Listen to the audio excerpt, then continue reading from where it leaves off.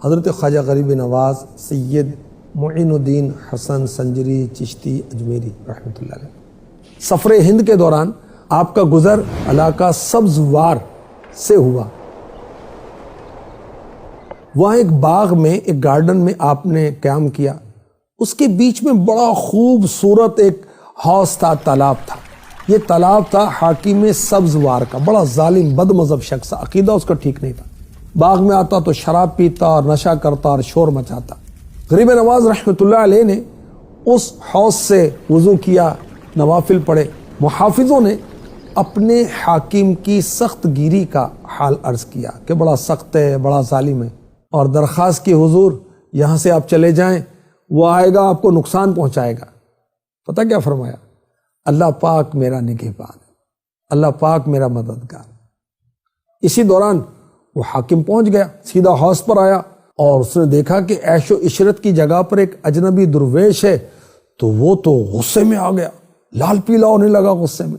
اس سے پہلے کہ وہ کچھ گستاخی کرتا، میرے آقا غریب نواز نے نظر ڈالی، اس کی کایا پلٹ دی، اللہ اکبر، بے ہوش ہو کر زمین پر گرا۔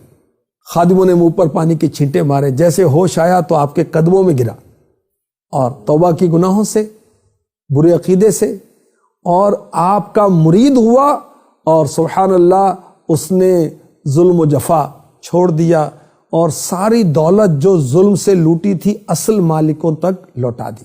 سبحان اللہ، آپ کی صحبت میں رہنے لگا، اور کچھ عرصہ آپ کی صحبت میں رہا تو میرے آقا غریب نواز نے اس کو خلافت عطا فرما دی اور وہاں سے تشریف لے گئے۔ سبحان اللہ۔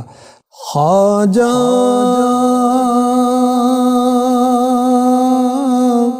میرے خواجہ،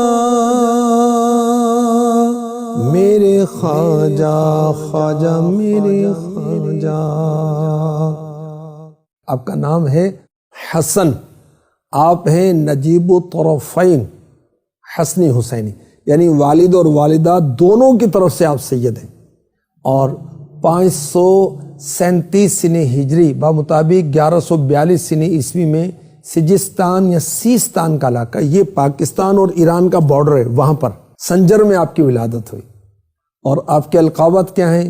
معین الدین، خواجہ غریب نواز، سلطان الہند، وارث النبی وغیرہ۔ آپ کا سلسلہ نسب جو ہے وہ کیا ہے؟ سبحان اللہ، سید معین الدین حسن بن سید غیاث الدین حسن بن سید نجم الدین طاہر بن سید عبد العزیز۔ ایک مجذوب بزرگ جو ہیں ان کا نام تھا حضرت ابراہیم قندوزی رحمۃ اللہ علیہ، ان کی آپ نے خدمت کی۔ انہوں نے اپنا جوٹھا آپ کو کھانے کے لیے دیا، آپ نے جب کھایا ان کا تبرک تو دل کی دنیا بدل گئی، دل سے دنیا کی محبت دور ہو گئی۔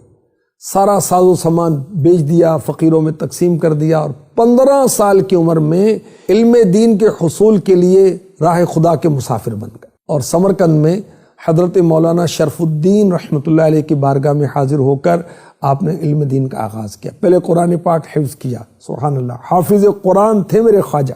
حفظ کرنے کے بعد آپ نے دیگر علوم بھی حاصل کیے، ذوق علم بڑھتا گیا، علم کی پیاس کو بجھانے کے لیے بخارا کا رخ کیا، وہاں پر بھی ایک عالم دین کے پاس گئے۔ دیکھیں ہمارے اسلاف بزرگوں کے پاس، علماء کے پاس جاتے تھے۔ تھوڑے عرصے میں آپ نے تمام دینی علوم کی تکمیل کی، اور 5 سال سمرقند بخارا میں علم دین حاصل کرنے کے لیے آپ نے اسٹے کیا، قیام کیا۔